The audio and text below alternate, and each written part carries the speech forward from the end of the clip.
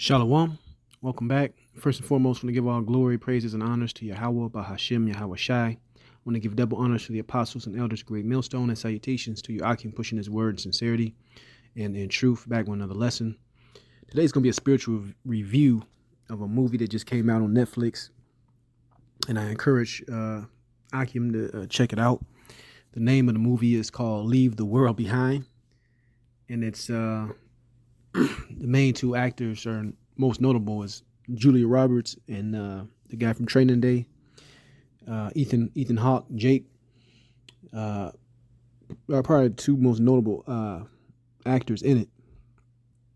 Hey, but this movie touches on a lot of subjects, man, a lot of spiritual subjects, prophecy that's written in the scriptures, things that's going to happen upon the earth, and also, most notably, it deals with the action and basically shows human nature when things when so-called shit hit the fan scenario, right? Because that's really what the movie is dealing with, how people change, how people treat each other, and it goes into how it's going to be set up, and you have insiders that know what's coming before the actual plan is carried out, man.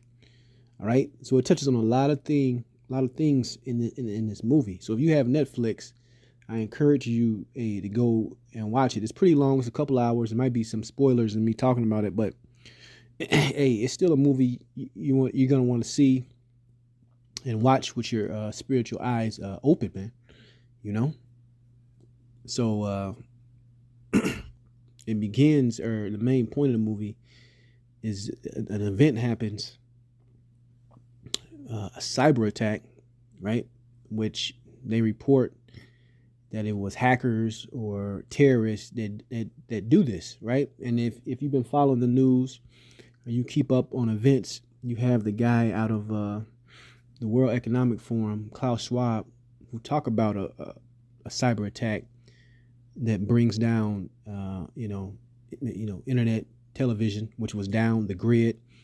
These things were down in this movie, right? So you didn't have access to information. And because of that, people start to lose it, man. They had a daughter in the movie. She was going through internet withdrawals. These people are going to lose their mind if one of the plagues or one of Esau's, what's the word I'm looking for? One of Esau's tools he's going to use is a power grid failure, right? You know, he could or couldn't use that, but regardless if it's that, regardless if it's foreign enemies coming in and invading, because that was another scenario in this movie. It was pamphlets dropped from the sky in Islamic writing, right? That wasn't happening in one part of the earth, because this happened on the East Coast where this power grid went down, but it was a guy that was a prepper in the movie. He said he got reports from another part of the U.S. that it was Korea invading. So you had basically the elite pulling the so-called puppet strings at the top, basically to bring forth a civil war, because that was the end game in the movie, to get people to fight each other and go each other's necks and off each other. Right? So it's interesting. It's a very interesting movie, man. It's a very interesting movie. First scripture I'm going to grab is the book of 2nd Ezra 15:5. It says, Behold, saith the Lord, I will bring plagues upon the world, the sword, famine, death, and destruction. And you saw these things in this movie, man. You saw planes falling out of the sky, right? You saw boats not being able to drive themselves correctly because the grid went down, and certain mechanics went down because of the GPS. What's the acronym? Global Positioning System. Satellites went down. All that stuff was down. Let me jump down to the 14th verse. This is 2nd Ezra 15:14. Woe to the world and them that dwell therein, for the sword and their destruction draweth nigh. And one people shall stand up and fight against another, and swords in their hands. For there shall be sedition among men, and invading one another, right? And they showed you a scenario of this in that movie. Ethan Hawke's son, something happened to him, and he needed medicine, right? And the other guy that was with him took him to this neighbor's house who was a prepper, and they were trying to get some medicine for his son. And the guy lost. He's like, I only got stuff for my family. This is not for you. We knew this was coming. You should have prepared, blah, blah, blah, blah. And it became a standoff, and guns was drawn, man. So you're going to have these scenarios happen in actual real life. This is prophecy I'm reading. But they show you this in this movie, Leave the World Behind. It says, for there shall be sedition among men, and invading one another, and shall not regard their kings or princes. In the course of their actions shall stand in their power. A man shall desire to go into a city, and shall not be able. For because of their pride, the city shall be troubled, the houses shall be destroyed, and man shall be afraid. Now, these people were on vacation when it went down, and they were out more in the forest area because they was coming from New York originally, right? And the prepper had made a comment. He was like, man, I bet you glad that you're not stuck in that city, because that's where all the chaos and the hell is going to be going on, because people are on top of each other. And then there's going to be a lack of resources when you live like that, house to house, as the scriptures talk about building house to house. All right. So that was another thing they threw in this movie, man, because the elite's end game, which the brother in the movie, I forgot his name. He looked like a Hamite, but the brother in the movie was like almost an investor, but he had important clients, some that worked for the Pentagon and Defense Department and all that.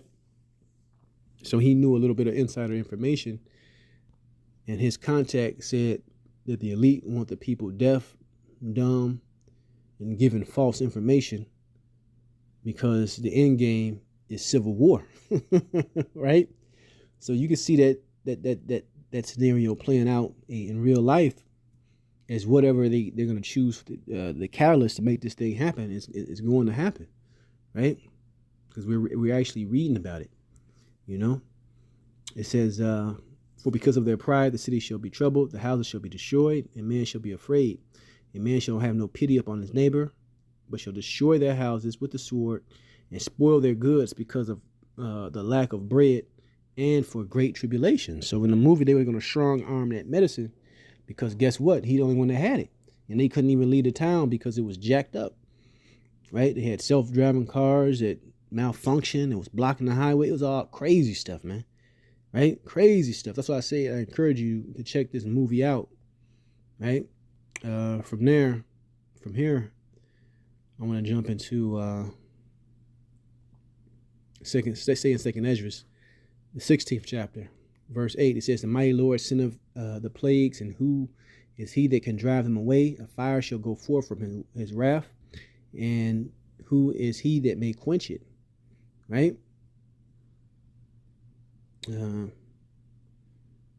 So this is when the Lord, he allows these things to happen on a major level, right? Where things go down and things happen. They made another statement in this movie that basically there's no going back to normal, man. Right? The brother, the African looking guy, said to Julie Roberts, there ain't no going back to normal, man. Right? Everybody want to get back to normal, but hey, that's the next step, evolution step in this process, man, is when this chaos truly hit. Right? It says, he shall cast lightnings, and who shall not fear? He shall thunder, and who shall not be afraid? The Lord shall threaten, and who shall not be utterly beaten to powder at his presence? Right? So all these things were happening in the background while while they were playing out the scenario of human nature and how people look and act towards each other. You had animals acting differently because of the satellites and the power grid going down. It was just it's a very interesting movie, man. Like I said, you gotta check it out. I don't want to give it all away, But hey, you have to check that out. From back in 2nd Ezra 16, I'm gonna jump down. 2nd Ezra 16 and 13. It says, "For strong is his right hand that bendeth the bow; his arrows that he shooteth are sharp, and shall not miss when they begin to be shot into the ends of the world." Right, those plagues, those judgments, the Lord is gonna allow these things to play out in the earth, just like they were playing out in that movie. All right, and people were getting jacked up, man. All right, and waiting for stuff to go back to normal. They was losing it and freaking out. Verse 14, it says, "Behold, the plagues are sent, and shall not return again until they come upon the earth. The fire is kindled, and shall not be put out till it consume the foundation of the earth." Right, there's no going back. So once we get past a certain mark with this thing, hey, it's that domino effect. All bets are off. It's not going to be no where you have a normal period, then something happen, then you have a normal period, then something happen. Soon it's gonna hit fast, man. One after another, after another, after another, after another. And you're gonna know that Yahweh Shem Shai is allowing all these things to happen when this goes down. Let me grab one more. This is the book of Ecclesiastes 11 and 27. It says, "The affliction of an hour," right? A man forget. It says, "The affliction of an hour maketh a man forget pleasure, and in his end his deeds shall be discovered." So, and just within an hour of the Lord allowing, let's say the grid going down, there ain't no internet. You can't pay for stuff. People that don't have stuff is in the jam. It says, "Just the affliction of an hour maketh a man forget pleasure," meaning everything goes out the window. People become cutthroat, don't care, and get defensive, and blow you away for just walking on their property, because you got people that are trigger happy too, right? They showed you that in this movie. So just understand, when judgments start to take place, that go along to get along, and neighborly attitude, that shit going right out the window, man. That's why it talks about in Esdras, went through the scripture earlier, neighbors invading one another, man. All that cordial relationships you think you got, hey, that shit is going right out the window, right? But yeah, in this movie, man, even they had a bunker, which they show you this in a lot of movies.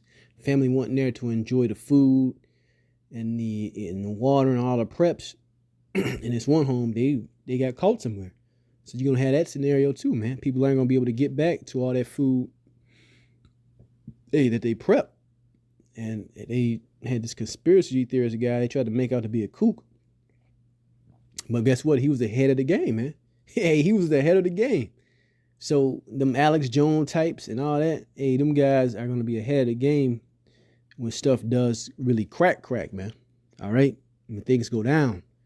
And there ain't no coming back. So certain guys are going to be ahead of the game, but ultimately it's going to be through the spirit of Yahweh Shem Shai, whether we get delivered or not, And the last scene, man, was a hell of a scene. I guess I'll go ahead and say it, but the last scene was a mushroom cloud, man, over a nearby city, right?